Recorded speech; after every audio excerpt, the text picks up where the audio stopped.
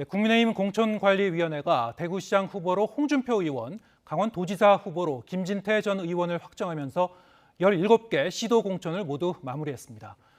더불어민주당은 서울시장 경선 후보 3명을 확정 지은 뒤에 추가로 박영선 전 장관의 경선 수락 여부를 기다리는 가운데 다른 주자들은 반발하고 있습니다.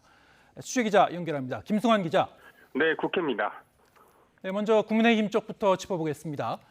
국민의힘 공천관리위원회가 그동안 관심을 모았던 대구시장 후보 그리고 강원도지사 후보를 결정했죠? 네, 국민의힘 공관위는 9시부터 결선 투표 결과를 1시간가량 검토한 뒤 지자체 3곳의 공천 결과를 발표했습니다. 책임당원 선거인단 투표 50%와 일반 국민 여론조사 50%를 더한 결과인데요.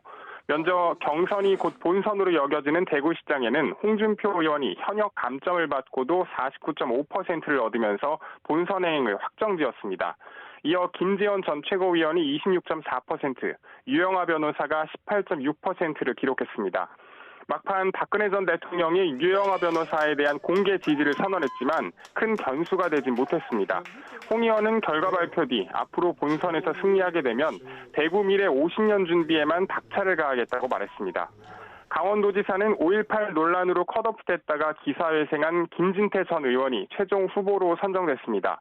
황상무 전 앵커는 정치시민 가산점을 받고도 45.9%에 그쳐 58.3%를 기록한 김진태 전 의원이 승리를 거머쥐었습니다. 김 전 의원은 분열해서 통합의 시대로 강원도민만 바라보고 가겠다는 입장을 내놨는데 어제 공천이 확정된 더불어민주당 이광재 후보와 맞대결을 펼치게 됐습니다. 이 밖에 제주도지사의 경우 허양진 전 제주대 총장이 40.6%를 득표해 6일 지방선거 후보로 나서게 됐습니다. 네, 그런가 하면 더불어민주당은 서울시장 경선 후보 3명을 확정했는데 이와는 별도로 박영선 전 장관의 출마 여부가 결정될 때까지 기다리고 있는 상황이죠? 네, 더불어민주당 비대위는 서울시장 후보로 신청한 6명 가운데 3명을 컷오프하고 송영길 전 대표, 박주민 의원, 김진애 전 의원을 경선 대상으로 우선 선정했습니다. 그러면서 추가로 출마 권유를 한 박영선 전 장관이 참여를 받아들이면 4명으로 경선이 치러진다고 설명했습니다.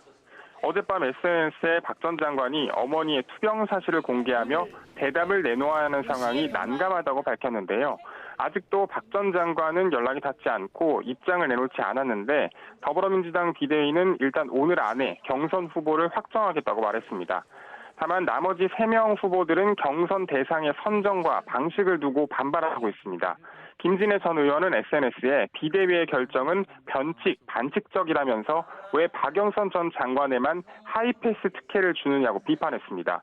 또 송영길 전 대표와 박주민 의원은 경선 일정을 두고 문제를 제기하며 결선 투표 없는 원샷 경선을 제안했습니다. 현역 의원인 2사람 가운데 1명이 결선 투표에 올라가면 의원직 사퇴가 늦어져서 의석 한 자리가 1년 동안 공석으로 남게 된다는 이유입니다.